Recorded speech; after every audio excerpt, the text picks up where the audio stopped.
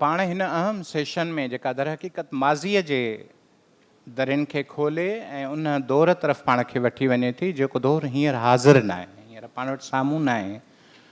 उन दौर में जेका असांजी तहज़ीब हुई, उन दौर में जेका असांजी ॿोली ऐं जेके ॿोलियूं हुयूं ऐं ख़ासि तौर ते उन वक़्तु जेके लिखतूं हुयूं, उन्हनि लिखतुनि उन्हनि ॿोलियुनि ऐं उन तहज़ीब ते मथां अखि रखी असांजा हे जेके नामवर जेके मुहक़िक़ आहिनि, जेके तव्हांजे साम्हूं पंहिंजा इल्मी ख़ज़ाना साम्हूं पेश कंदा।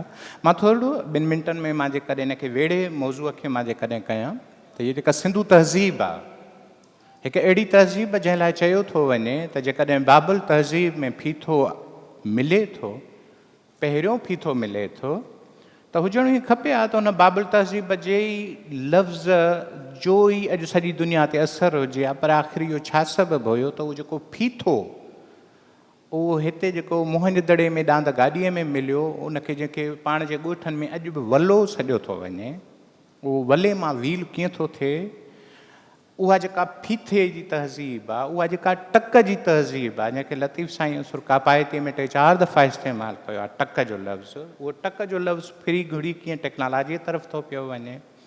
हिकु अहिड़ी तहज़ीब जेका डॉक्टर कलीम लाशारी साहब जे ज़ुबानी मूंखे यादि आहे चङे नमूने सां त हुन चयो मोहनजोदड़े में हर रोज़ु जेके हींअर ताईं असांखे खोजनाऊं मिलनि थियूं त हर रोज़ु 45,000 माण्हुनि जी मानी बचंदी हुई। 45,000 माण्हुनि जी मानी कम्यूनल सिस्टम में पचंदी हुई, जेका वरी पोइ सर्व थींदी उते कम्यूनिटीअ खे।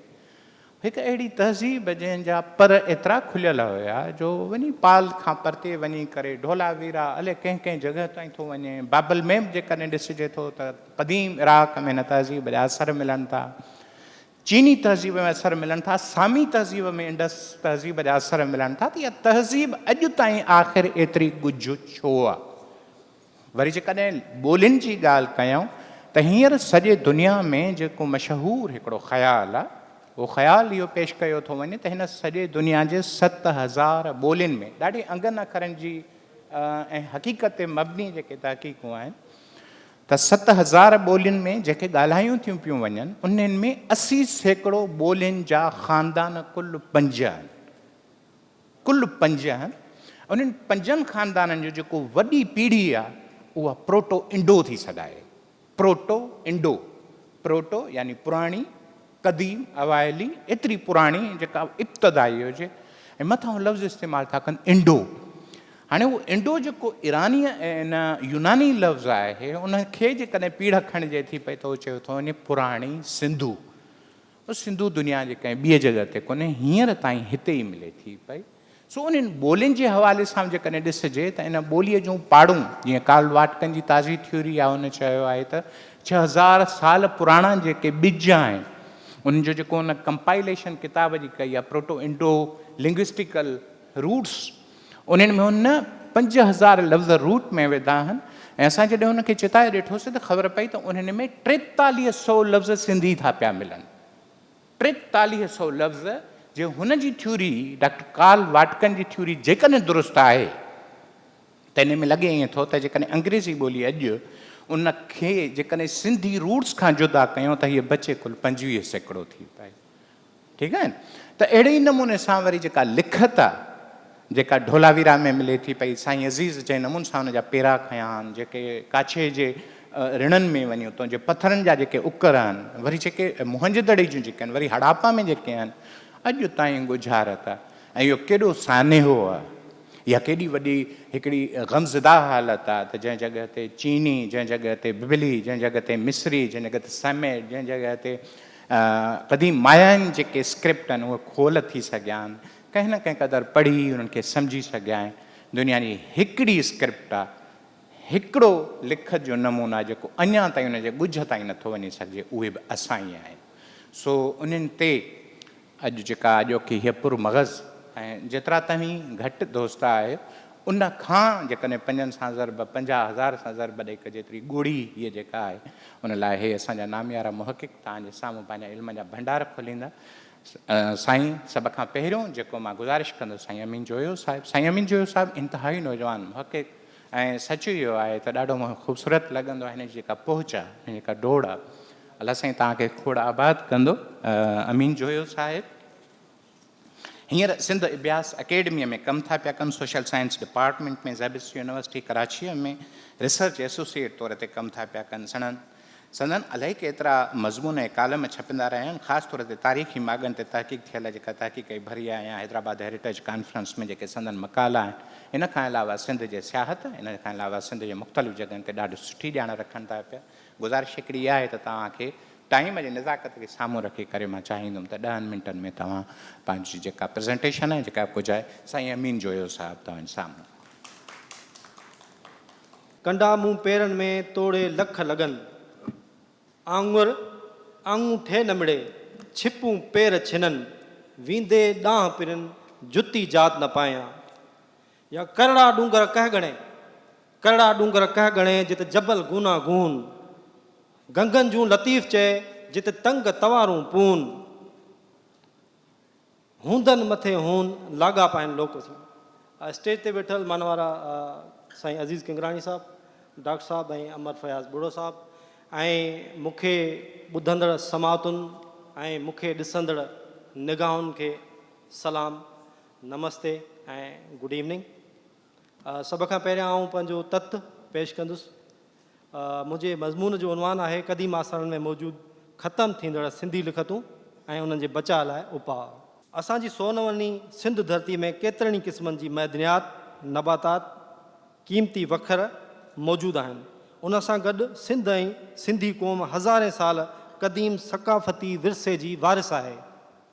उन विरसे में सिंधी ॿोली, सिंधी पोशाक, सिंधी मौसीक़ी, सिंध जा क़दीम आसार, सिंध जी लोक ॾाहप ऐं सक़ाफ़त अची वञे थी।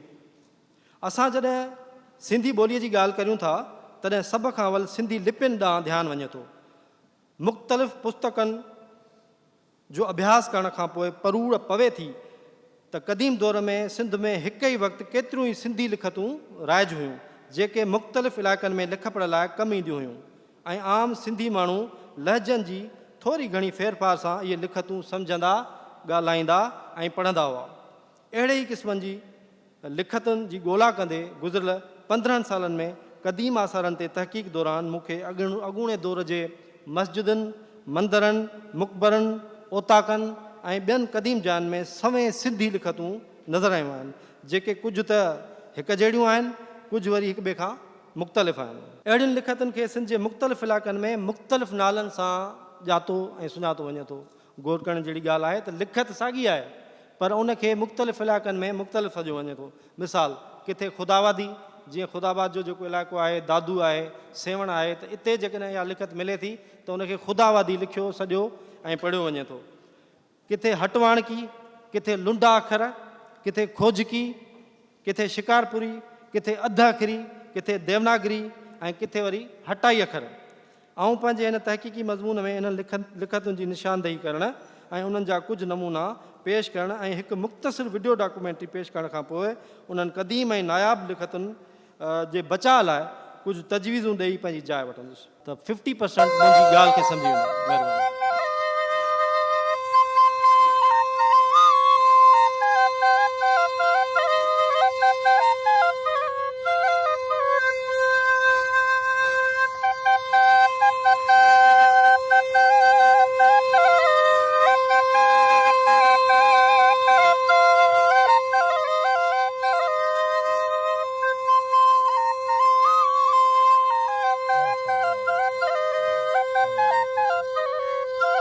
सिंध ऐं सिंधी ॿोली ऐं उन जी तारीख़ घटि में घटि एतिरी पुराणी आहे जेतिरो मोहन जो दड़ो ऐं उन जूं हम असर तहज़ीब। सिंधी ॿोलीअ ते केतिरनि ई ॾेही तोड़े परॾेही माहिरनि माज़ीअ में केतिरियूं ई तहक़ीक़ूं कयूं आहिनि। जन ज़रिए सिंधी ॿोलीअ जे बुण बुनियाद खे सम्झण ऐं मोहन जे दड़ीअ में लिखियल ॿोलीअ खे सम्झण लाइ वॾियूं कोशिशूं वरितियूं वयूं आहिनि, पर उन जे बावजूदि अञा ताईं के ख़ातिर ख़्वाह नतीजा कोन निकिरी सघिया आहिनि। उन जो बुनियादी सबबु इहो आहे त मोहन जे दड़े वारी लिखत ऐं उन जी लिपीअ में इस्तेमालु थियल अखर तमामु घणा क़दीम आहिनि। ॿोलीअ जे माहिरनि मुख़्तलिफ़ वक़्तनि में केतिरनि ई तहक़ीक़ुनि ज़रिए मोहन जे दड़े में इस्तेमालु थियल सिंधी ॿोलीअ जी भांज करण जी कोशिशि कई आहे, पर हू अञा ताईं इहा क़दीम लिखत सम्झण में मुकमल तौर ते कामयाब न थी सघिया ऐं इहो राज़ अञा ताईं हिकु पुरस्कार गुज बढ़ियल आहे। मुख़्तियार अहमद मला पंहिंजे किताब ख़ुदावादी रस्मुल ख़त में लिखियो आहे त सिंधी ॿोलीअ जे बुण बुनियाद बाबति कुझु ॾेही ऐं परॾेही आलमनि पंहिंजा पंहिंजा राया ॾिना आहिनि, जिन मां captain George Stack, doctor Ernest Trumpp, George Shirt, N G. Majumdar, Suniti Kumar Chatterji, sir Grierson, Michel बॉन, मिर्ज़ा कलीज बेग, काके भेरूमल, महरचंद आडवाणी,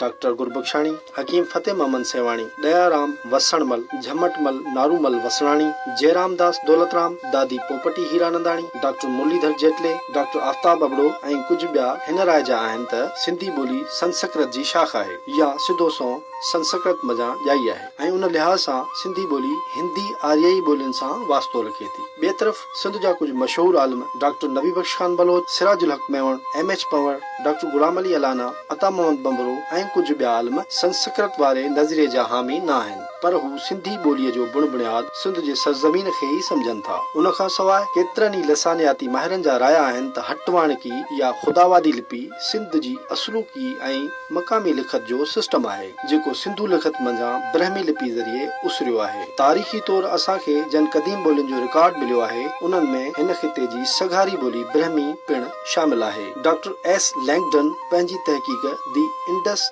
स्क्रिप्ट में लिखे थो त सिंधू लिखत जे मुताले खां पोइ आऊं इहा ॻाल्हि ख़ातिरीअ सां चवां थो त हिंदुस्तान जी आगाटी ब्रह्मी लिपि सिंधू लिखत मंझां वरिती वई आहे। सिंधी ॿोलीअ ते महारत रखंदड़ हिकु ॿिए माहिर चूहड़मल हिंदूजा लिखियो आहे त ब्रह्मी अखर जुड़ियाई सिंध में आहिनि। हिंदू सिंधी या सिंधी हटाई अखर उहे ई असलूका ब्रह्मी अखर आहिनि जेके सदियुनि खां अञा ताईं हलंदा पिया अचनि। सिंध में उन्हनि अखरनि खे संवारियो ऐं सुधारियो वियो, पर खेनि संस्कृत अखर सॾियो वियो। उन्हनि अखरनि सां शास्त्र लिखिया विया, तंहिं करे असां उन्हनि अखरनि खे शास्त्रीय अखर पिण सॾींदा आहियूं। उन सिलसिले में हिकु ॿियो बर्ख विद्वान किशन चंद जेटले पंहिंजे किताब जे पेश लफ़्ज़नि में लिखियो आहे त जंहिंखे असां हटवाणका अखर चऊं था उहे हक़ीक़ी माना में सिंधी ॿोलीअ जी असुल रस्मुल ख़त आहिनि। हू वधीक लिखे थो त जॾहिं अरबी लिपीअ ते झेड़ो हली रहियो हो तॾहिं के देवनागरी त के वरी रोमन रस्मुल ख़त जे फ़ाइदे में हुआ। उन करे तमामु घणो ज़रूरी आहे त उन क़दीम ऐं असुल लिपीअ खे राइज करणु घुर्जे, छाकाणि त उन जूं घणे क़दर निशानियूं क़दीम ब्रह्मी लिखत खरोश्ती ऐं मोहन जे दड़े वारी लिपि सां मिलनि थियूं। इहे निशानियूं 5000 सालनि खां बि वधीक क़दीम आहिनि। उन करे इहा लिपि सिंधी सकाफ़त जो हिकु हिसो आहे। उन में सिंधी आवाज़नि सोतियनि खे उचारण जो मुकमल तरीक़ेकार मौजूदु आहे।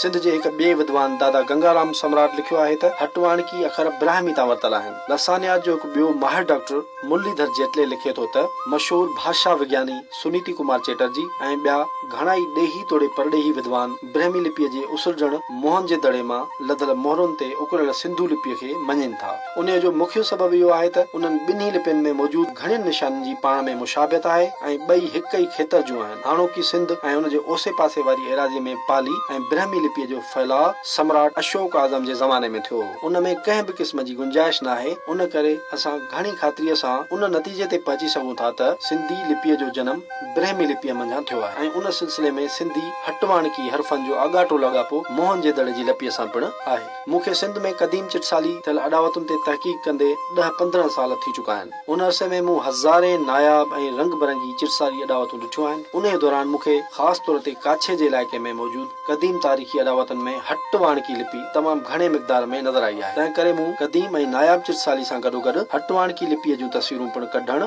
ऐं पाण वटि महफ़ूज़ करणु शुरू कयूं। हिन मुख़्तसिर वीडियो डॉक्यूमेंट्री ज़रिए मूं हिकु नंढी कोशिशि कई आहे त सिंध में मुख़्तलिफ़ क़दीम तारीख़ी अॾावतुनि में मौजूदु हटवाणकी या ख़ुदावादी लिपि में लिखियल इबारतूं मंज़र आम ते आणजनि ऐं माण्हुनि खे उन्हनि इबारतुनि जी अहमियत खां बि वाक़ुफ़ कजे। उन खां पोइ सिंधी ॿोलीअ जे बाख़्तियार इदारे ऐं सिंध जे क़दीम आसारण वारे खाते जी सहकार सां उन जी लिखत ते वधीक तहक़ीक़ कराई वञे। मूंखे पूरो यकीन आहे त उन्हनि क़दीम आसारण में लिखियल हिननि इबारतुनि में कई राज़ पोशीदा हूंदा ऐं तारीख़ जूं केतिरियूं ई मुंझल कड़ियूं हिक ॿिए सां जुड़ी पवंदियूं। सिंध में हिन वक़्तु ज़रूर कुझु अहिड़ा माण्हू मौजूदु हूंदा जिन खे हटवाणकी या ख़ुदावादी लिपि सम्झ में ईंदी हूंदी, छाकाणि त हीअ लिखत का एतिरी पुराणी न आहे। पर मुंहिंजी तहक़ीक़ मुताबिक़ हीअ लिपि करोड़नि जे दौर सन 1701 खां 1783 ईस्वी ऐं टालपुरनि जे दौर सन 1784 ईस्वी खां 1843 ईस्वी ताईं हिते राइज हुई ऐं बाक़ाइदा सां हिन लिपीअ ज़रिए ई सरकारी तोड़े कारोबारी लिख पढ़ कई वेंदी। हिन लिपीअ खे सिंध में मुख़्तलिफ़ इलाइक़नि में मुख़्तलिफ़ नालनि सां सॾियो वेंदो, जहिड़ो क हटवाणकी, हटकी, लुंडा अखर, ख़ुदावादी, शिकारपुरी, साखरो, हिंदू सिंधी ऐं बनिया सिंधी वग़ैरह। हाणे ज़रूरत उन ॻाल्हि जी आहे त सिंध जे लाॻापियल इदारनि खे गॾिजी सजी अहिड़ा माण्हू ॻोल्हणा पवंदा जेके 100 सालनि खां सीने बसीने हटवाणकी लिपि जी ॼाण खे संभालियूं पिया अचनि। इहा ॻाल्हि का घणी ॾुखी बि कान आहे जो इदारा न करे सघनि। जीअं त गुज़िरियल साल 2022 ईस्वी में तमामु घणी बरसाति पई हुई, उन करे सिंध जा केतिरा ई क़दीम आसार ड्रही तबाह थी विया। मूंखे ख़दशो आहे त जेकॾहिं वरी ॿीहर अहिड़ियूं ख़तरनाक बरसातियूं पयूं त बाक़ी रहियल खुयल क़दीम ऐं नायाब चिरसाली ऐं हटवाणकी वारियूं लिखतूं बि मैसारजी वेंदियूं। मुंहिंजो हीउ वीडियो डॉक्यूमेंट्री ठाहिण ऐं अवामी आवाज़ मीडिया ग्रुप ज़रिए अवां जे आॾो अचण जो मक़सदु इहो आहे त वधि खां वधि माण्हुनि ताईं सिंध जी हिन आम ऐं असलूकी लिखत जी ॼाण पहुचाए सघां ऐं जिते जिते हीअ वीडियो डॉक्यूमेंट्री ॾिठी ऐं ॿुधी वञे उहे हिन लिखत खे पढ़ण ऐं सम्झण जी कोशिशि कनि त जीअं सिंध जे सभिनी माण्हुनि खे पंहिंजी असली रस्मुल ख़त बाबति ख़बर पहुची सघे। उन सां गॾु सिंधी ॿोलीअ जो बाख़्तियार इदारो ऐं सिंध जे क़दीम आसारनि वारो खातो बि अॻियां अचे ऐं सिंध जे हिन क़दीम ऐं सकाफ़ती विरसे खे महफ़ूज़ करण में पंहिंजो किरदारु अदा। सो सामाइन इहा हिकिड़ी नंढी कोशिशि हुई जेका मूं तव्हांजे अॻियां पेश कई। हीअ उहा स्क्रिप्ट आहे जेका मूंखे गुज़िरियल 15 सालनि खां काछे जे इलाइक़े में मिली आहे। मतिलबु जेकमाबाद कंबर शहदाद कोट खां वेंदे जोही ताईं जेको इलाइक़ो अचे थो उहो मूं पहिरें पंधु मोटर साइकिल ते पंहिंजे ख़र्च ते पंहिंजे हणा वणा थोरी कोशिशि कई आहे। अच्छा, हिन वक़्तु असां इतिहास जे अज़ीम जदीदियत वारे दौर में दाख़िल थी चुका आहियूं जंहिंखे आर्टिफिशियल इंटेलिजेंस चऊं था असां। त हिन दौर में पुराणे दौर में जेके अणथियणियूं ॻाल्हियूं हुयूं, अणथियणियूं शयूं हुयूं, उहे हाणे थियण जोॻियूं थी पियूं आहिनि। तंहिं करे मुंहिंजे ख़्याल में हाणे असांखे जदीद टेक्नोलॉजी जी मदद सां सिंध जी क़दीम तारीख़ी लिपि रस्मुल ख़त जी भांज करणु घुरिजे ऐं इहो कमु हिन जदीद दौर में उकलाइणु तमामु घणो ज़रूरी आहे। जीअं त आउं पंहिंजे मुख़्तसिर तहक़ीक़ी मज़मून ऐं वीडियो डॉक्यूमेंट्री में क़दीम आसारनि खे पेश ख़तरनि बाबति ॿुधाए चुको आहियां। इन ई मौज़ू ते 2 अदद किताब बि आउं लिखी ऐं पब्लिश कराए चुको आहियां, उहे बि पंहिंजे ख़र्च ते। मुंहिंजी वरितल ज़ाती कोशिशुनि जे नतीजे में सिंध जे क़दीम आसारनि वारे खाते ऐं एंडोमेंट फंड ट्रस्ट वारनि न रुॻो सिंध में मौजूदु कुझु क़दीम आसारनि खे महफ़ूज़ करायो आहे, पर हिन वक़्तु उन्हनि जी मुस्तक़बिल बुनियादनि ते परघोर या सार संभाल पिणु लधी वञे थी, जेको हिकु सुठो अमल आहे, उन जी साराह करणु घुरिजे। पर आउं सम्झां थो त इन सिलसिले में अञा वधीक कमु करण जी गुंजाइश आहे। आउं गुज़िरियल 2 ॾहाकनि खां सिंध जे लाड़, उत्तर, थर, काछे, कोहिस्तान वारनि इलाइक़नि में तहक़ीक़ जे सिलसिले में वेंदो रहंदो आहियां। मूं उते कुझु मुक़बरनि, मंदरनि, ओताकुनि, रांकुनि ऐं मस्जिदुनि में हटवाणकी लिपि, ख़ुदावादी लिपि जेका तव्हांजे अॻियां पेश कई, त उन जी हालति हींअर ईअं आहे त 70% जेके असांजा क़दीम आसार आहिनि सिंध में उहे ख़तमु थी चुका आहिनि। बाक़ी 30% आसार जेके आहिनि उहे मौजूदु आहिनि। उन्हनि खे बि जेकॾहिं प्रिज़र्व न कयो वियो, उन्हनि जी सार संभाल न लधी वई त उहे बि ख़तमु थी वेंदा ऐं उन सां गॾु ही क़दीम ऐं नायाब जेका हटवाणकी या ख़ुदावादी नायाब लिखत आहे उहा बि ख़तमु थी वेंदी। उन लाइ 4 गुज़ारिशूं आहिनि। उहे 4 गुज़ारिशूं मां तव्हांजे समातुनि जे नज़र करे पंहिंजी जाइ वठंदुसि। नंबर 1, सिंध जे क़दीम आसारनि वारे खाते ऐं सिंधी ॿोलीअ जे बाख़्तियार इदारे वारनि खे हिन मज़मून में ॼाणायल क़दीम सिंधी लिखतुनि जूं जदीद डिजिटल कैमराउनि सां तस्वीरूं कढणु घुरिजनि ऐं उन्हनि खे ज़िले सतह में म्यूज़ियमनि में रखाइणु घुरिजे, छो त कंहिं बि सबब जे करे जेकॾहिं इहे क़दीम आसार ड्रही था वञनि त असां वटि इहे क़दीम लिखतूं ख़तमु थी वेंदियूं। नंबर 2, सिंध, पाकिस्तान ऐं पूरी दुनिया मंझां अहिड़ा ॿोलीअ जा विज्ञान माहिर हिकु हंधि गॾु कया वञनि जिन खे हिन मज़मून में पेश कयल ऐं हिन वीडियो डॉक्यूमेंट्री में ॾेखारियल सिंधी लिखतूं पढ़ायूं वञनि, ॾेखारियूं वञनि। सिंधी ॿोलीअ जे बाख़्तियार इदारे खे हिकु कमेटी तश्कील ॾियणु घुरिजे जंहिंमें शामिल मेंबरनि गॾु थियल समूरे मवाद जी छंड-छाण कनि ऐं ॾेही तोड़े परॾेही ॿोलीअ जे माहिरनि सां राब्तो करे हिन पुरसरार लिखतुनि खे पढ़ाइण जी कोशिशि कनि।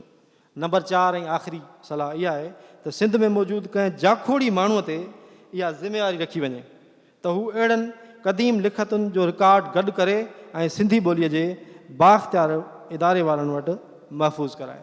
तव्हां सभिनी जी वॾी महिरबानी। आख़िर में शाह लतीफ़ जो हिकिड़ो बैत चई मां पंहिंजी जाइ वठंदुसि त बुरो हो बंभोर आरियाणी उजारू, लाथो सारे लोक तां हाड़े धणी होर, छोरियूं छुरण सुखियूं पुनूं कयाऊं पोर, आयो सो अतोर जंहिं ॾुखियूं ॾिख विहायूं। वॾी महिरबानी। Thank U. वॾी महिरबानी इहो साईं अमीन जोयो साहिब। अमीन साहब खां पोइ जो मेरे दूसरे मेहमान हैं इस्लामाबाद से आए हुए हैं जनाब doctor Mohammad Sajid Khan Sahib.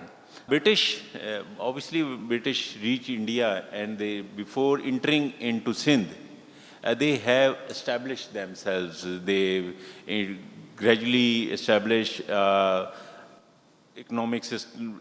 Through economic penetration, they entered as a traders, and through economic penetration, they gradually assumed the role of political administrator. And after Bengal was the first experience where British able to install their administrative system as well. And then they started gradually transforming the Indian society, as it is going to be happened with most of the colonial powers or the powers. They wanted to install their power structure on the existing power structure of the society. And for the installation of a certain kind of the power structure as the establishment of imperial power, a language and education become most effective tool. Through introduction of education, basically you are effectively going to replace the existing elite with a new elite, which is familiar with that new education or new system or new language. As it was going to be happen in the Muslim rule, Muslims basically introduced Persian. And when they introduce Persian's elite is going to dominate the power structure of the state. So on the same pattern, British adopted English as a language of power. And when that language of power is going to be decided, then it becomes the language of commerce, then it becomes the language of the administration, and language of communication as well. On the other side, obviously British required the services of the Indians. They were numerically just a friction of Indian population. So they required the services of Indian, and then there was a language barrier. And to overcome that language barrier, British gradually adopted a policy on the linguistic sphere. And they preferred, obviously English is going to replace the previous language of power, which was Persian. But British also discouraged the language of religious script. Arabic and Sanskrit are going to be discouraged. To some extent, the other minor languages which were one way or other way linked with certain dogmatic beliefs, they also faced discrimination. As to some extent it was happened in the case of the Punjabi as well. But they promoted vernacular languages. So when British entered in Sindh, that was comparatively later development. British established their control in 1843 in Sindh. And before that, there was a heated debate between the Orientalists and Anglicists in British Parliament. And the Orientalists, they were the promoter, they believed in potential of the mysterious East. They were largely inspired with the German Romantic movement. They wanted to promote the Arabic, Persian, and other languages of India for the promotion of education. The Anglicist believes that there should be a transformation and English should be introduced. And although the people who basically going to inspire James Mill book of History of British India, 1805 to 1835, that become a leading source of inspiration for the perception of the British bureaucratic or intellectual elite regarding their perception of India. That become a leading source. James Mill have serious limitation. He was not familiar with a single Indian language. That text was largely produced through British lens, through British sources. With that limited, restricted understanding of India, he is going to depict India through British lens, and on the other side, it was primarily for British audience. James Mill produced that. Obviously, when some kind of a literature is going to be produced, the audience also, to some extent, going to determine the trends of that literature, the ideas of that literature, as it is going to be happen at next stage when I am going to elaborate on the trends on Sindhi literature. So I am going to read a passage of Lord Macaulay. He delivered that speech in February 1935.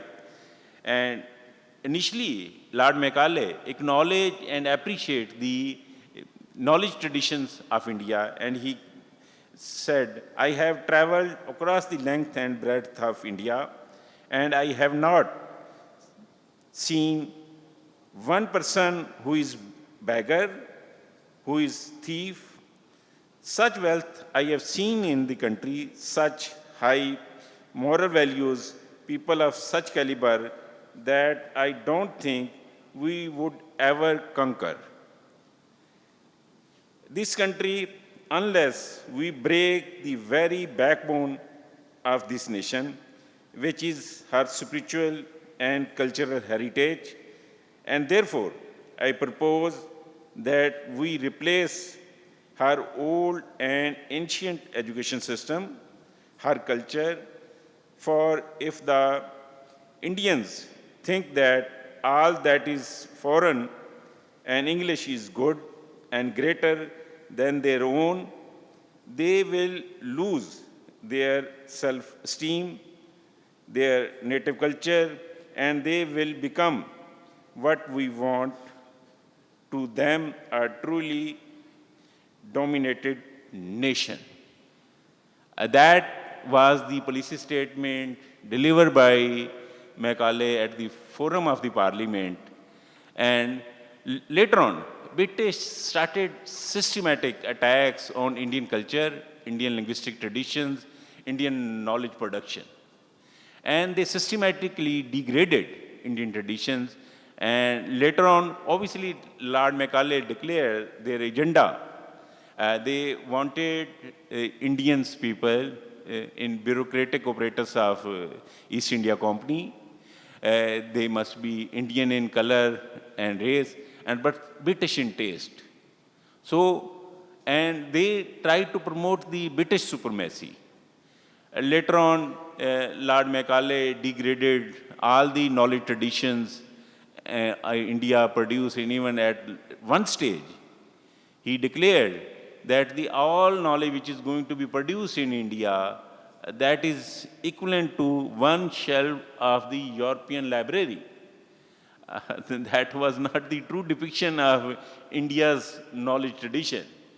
But gradually, although initially he had realization what India's potential is, but due to his political agenda, due to his motive, they ultimately, deliberately, systematically attacked on Indian knowledge tradition, on Indians' cultures, on Indians' belief systems, on Indians' educational system.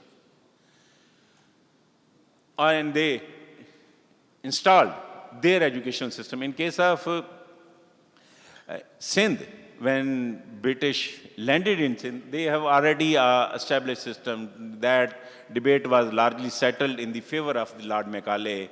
Now Anglicist dominated, and Anglicist strategy was.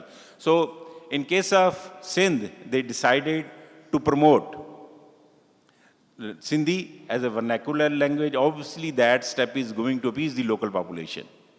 But there was, and they introduced standardization. Script was going to be adopted, vocabulary is going to be promoted. Then they started establishing dictionaries. They traced out the classics of that language, and then these classics are going to be printed as well and circulated as well. On the other side, the British installed a system where they promoted the hierarchical structure.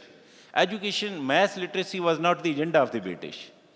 They provided limited, restricted access to language, education.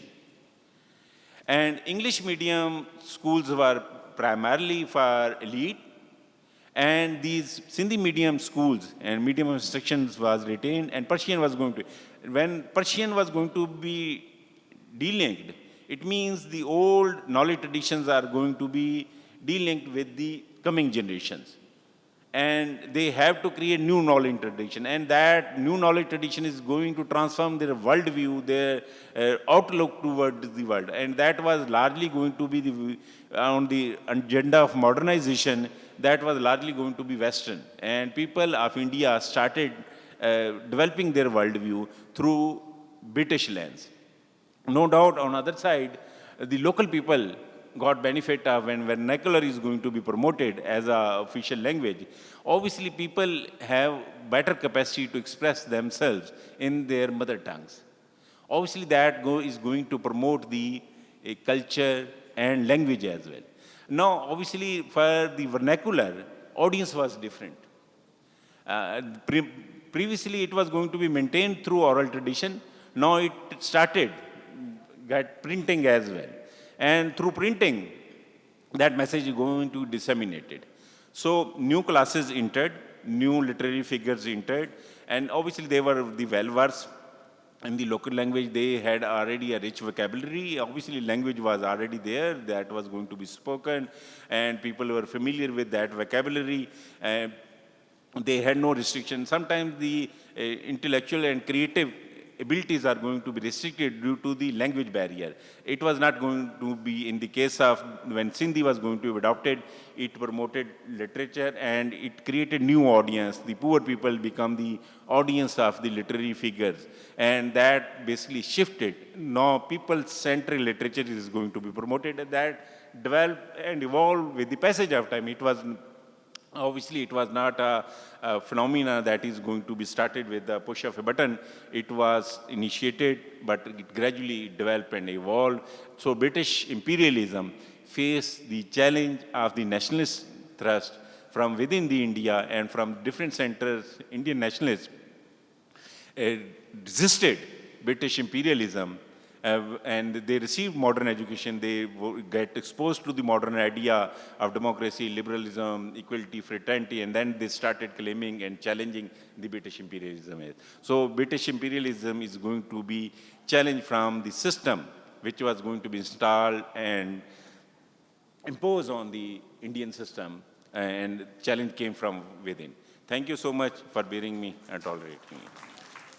बहुत बहुत शुक्रिया doctor Mohammad Sajid Khan साहिब। मां साईं अज़ीज़ किंगराणी साहिब जिन खे मां गुज़ारिश कंदुसि त हू अचनि ऐं सिंधी लिखत में मच्छीअ जी अलामत जी भान खे हिकु नए अखि सां ॾिसनि। अखि उल्टीधार जो हिकिड़ो ख़ूबसूरत सच इहो आहे त मां हिन माण्हूअ खे ॾिसंदो आहियां, मूंखे लॻंदो आहे त मां जॉन मार्शल सां कोन मिलियो आहियां, पर मां अज़ीज़ किंगराणी साहिब सां मिलियो आहियां। लख थोरा। साईं अज़ीज़ साहिब, ओवर टू यू सर। सितारनि सां गॾु उहा हर चमकंदड़ शाइनिंग ग्लिटरिंग जेका शइ आहे उन जे लाइ मीन लफ़्ज़ जेको असां वटि अॼु बि सिंधी में मीन जी सूरत में मौजूदु आहे। ऐं मीन सोन जी माना बि में आहे, मीन मच्छी जी माना बि आहे, ऐं मीन जेका चांदी या सफ़ेद चमकंदड़ शइ जी माना में बि आहे। मच्छी जो तालुक़ु पाणी सां आहे। दुनिया जे माहिरनि specially Asco Parpola and others has deciphered the fish as a star.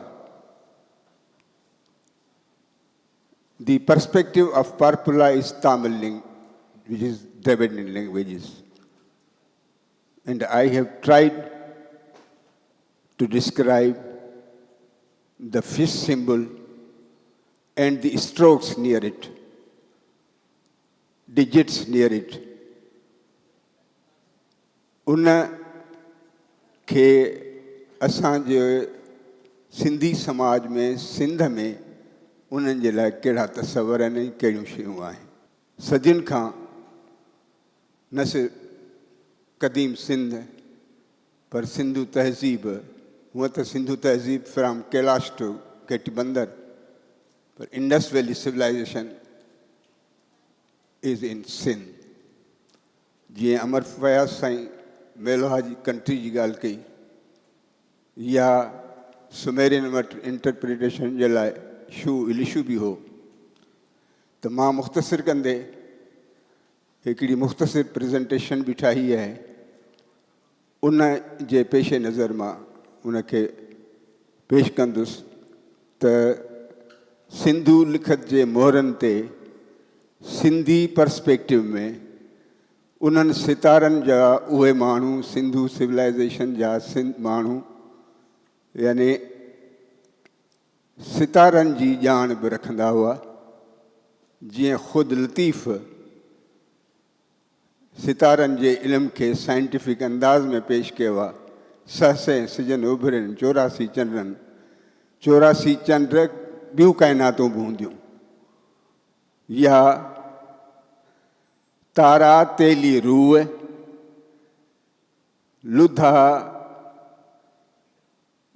लुधा सारे सज इहा सिट ज़िंता लही थी वञे। ॿी सिट आहे त जहिड़ो तूं सुबुह तहिड़ो चहिरो पीरीअ जो।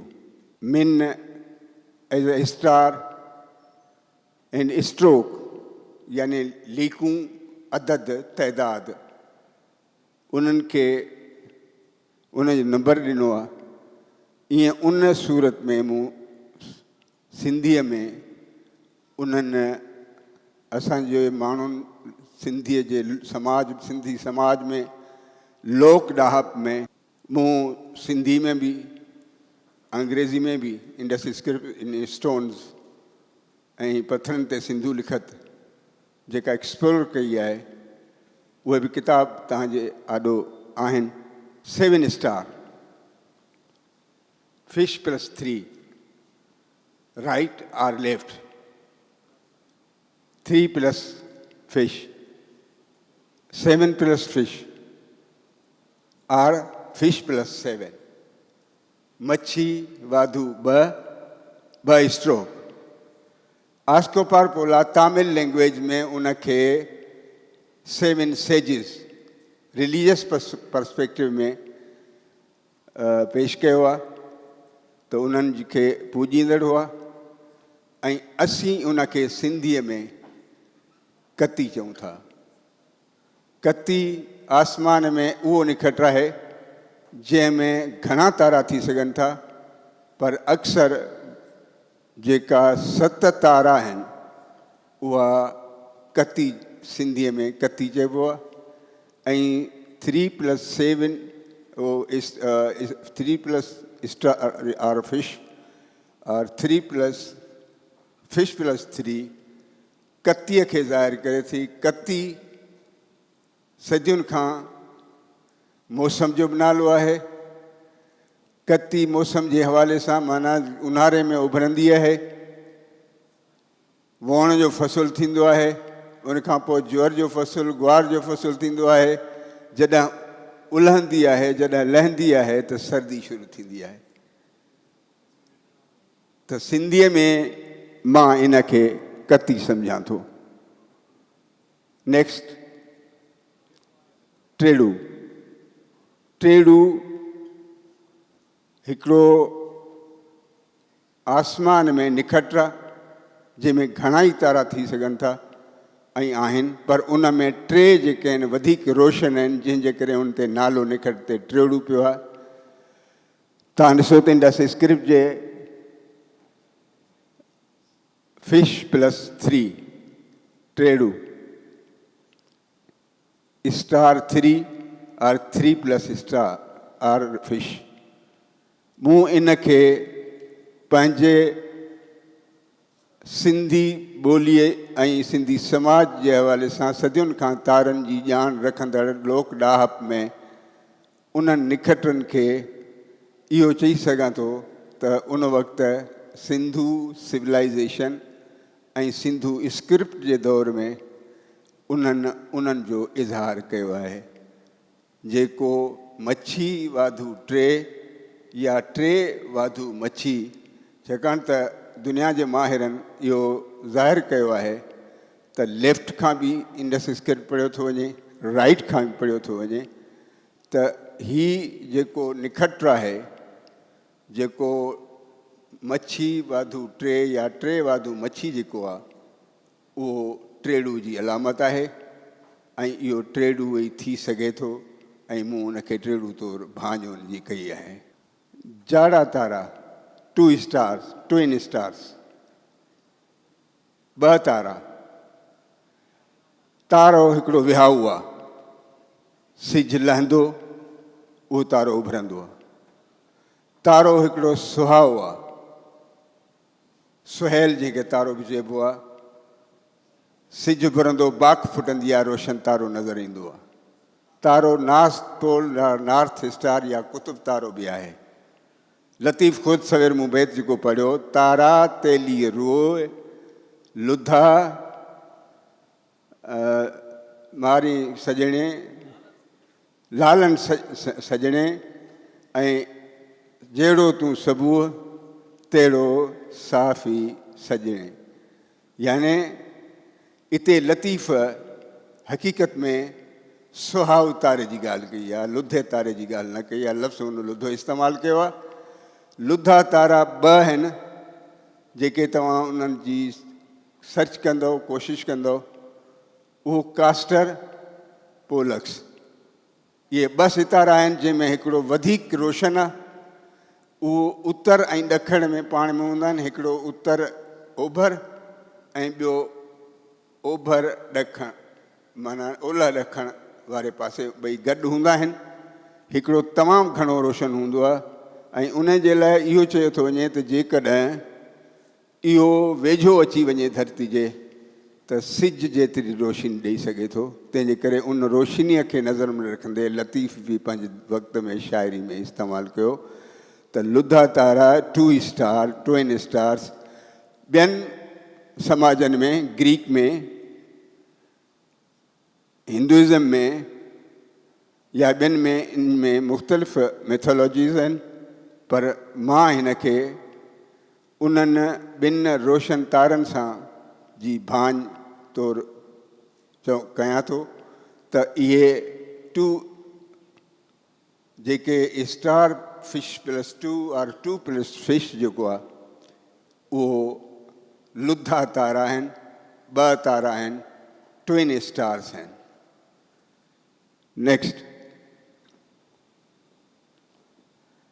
लुधनि तारनि जे हवाले सां हिकिड़ी ॻाल्हि गुज़री वई पर मां करे वञा त उहे न सिर्फ़ु मौसमनि जे हवाले सां बि फ़सुलुनि जे हवाले सां बि पर उहे समुंड में सफ़र करणु ऐं मैदाननि में राति जो सफ़र करण में बि गाइड कंदा आहिनि जीअं कुतुब तारो कंदो आहे।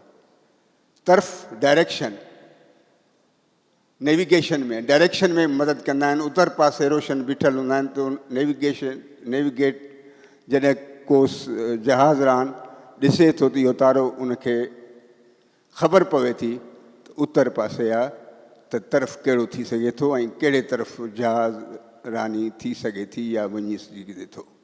बंगालिन स्कॉलर बहाता आसूमाली मुख पांदव उन हिकिड़ी मोहनजोदड़ो जी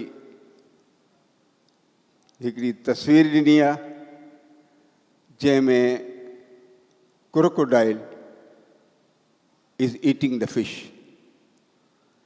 इते असांखे इहो सोचण जो मक़ामु अचे थो त छा असीं जंहिं डिसाइफरमेंट ॾे वञूं पिया fish as a star fish as a glittering thing छा वाॻूं जी हेरिडिटी में आहे त मोती खाए। हंज त खाई सघे थो जेको मिथोलॉजी में आहे शाबदती भिटाई बि इस्तेमालु कयो आहे ऐं उनखां इज़ाफ़ी हुन हिकिड़ी ॻाल्हि जेका कई आहे रतीअ जी सोन जे माप जी। नेक्स्ट रती चोथों हिसो याने तोलो मासो रती सोन याने वेट फॉर वेटिंग गोल्ड रती। हाणे हुन रती खे त असां वटि इन इंडस स्क्रिप्ट में रती +2 2 ऐं 2 + रती यानी 2 रतियूं मूं इज़ाफ़ी ॻाल्हि कई आहे त इहे पोइ जेकॾहिं इहा सिंबल अलामत उन जी भांज रती थिए थी त 2 + 2 वाधू रती 2 रतीस 2 रतियूं थी सघे थी। ऐं इन हवाले सां अञा वधीक जाखोड़ जी स्टडी जी ज़रूरत आहे। इहा ॻाल्हि मूं हिकिड़ो आर्टिकल अलॻि बि लिखियो आहे, Why the Indus script is still undeciphered। उन जा काज़िज़ कल्ह कुझु बहस थिया हुआ, मूं ते बहस कयो हो ऐं उन ते मूं आर्टिकल लिखियो आहे। उहो लैंग्वेज अथॉरिटी जे सिंधी ॿोली जर्नल में शाया थींदो। उन में 8 मां अहम सबब ॼाणा आहिनि, जंहिंमें ट्राइलिंगुअल जीअं हेरोग्लिफ्स, बायलिंगुअल जीअं ख़रोश्ती ऐं ब्राह्मी। असां वटि न आहे स्क्रिप्ट वधि में वधि 17, 16, 15 या हिकिड़ी सील आहे जंहिं ते अखर पेंट्री आहिनि। वधीक तवील सुमेरियन स्क्रिप्ट वांगुरु असांखे स्क्रिप्ट सिंधू स्क्रिप्ट न मिलियो आहे, तंहिंजे करे असांखे ॾुखियाई थिए थी पढ़ण में। ॿियो सबबु इहो, माना टियों सबबु इहो अहम आहे, we don't know about the language of IVC। Which language this script was, which language was used it? We don't know. All the scholars of the world hasn't explored the language connection with the Indus Valley language। Sanskrit जो जेको मफ़रूज़ो पेश कनि था, मां ख़तमु कयां। संस्कृत जो जेको मफ़रूज़ो पेश कनि था त संस्कृत त कल्ह जी आहे, वैदिक दौर में आहे, 1700 क़बल मसीह खां आहे। उन जो प्रोटो ड्रेविडियन में भली पाड़ू वञनि, पर सिंधी ॿोली त ख़ुदि न सिर्फ़ु प्रोटो ड्रेविडियन में आहे, ड्रेविडियन में बि उन जो रूट्स आहिनि। काती आहे, कंवाटी आहे, वीरी आहे, विथी आहे, अम्मा है, बाबा है, नाना है। लफ़्ज़ तव्हां ॻोल्हींदो, जीअं साईं अमर फयाज़ ॻाल्हि कई त खोड़ तव्हां मिलंदा। मुख़्तसिर तौर ते मूं इहो इनखे डिसाइफर इहो कयो आहे। तव्हां सभिनी जी वॾी महिरबानी। लख थोरा तव्हांजा। ऐं सच इहो आहे त तव्हांजे पेरनि ते हथ रखी माफ़ी थी वठिजे कि उस्ताद खे जेको इंतिहाई तहक़ीक़ी कमु साम्हूं पेश करे उनखे इहो चवणु त साईं मुख़्तसिर कयो।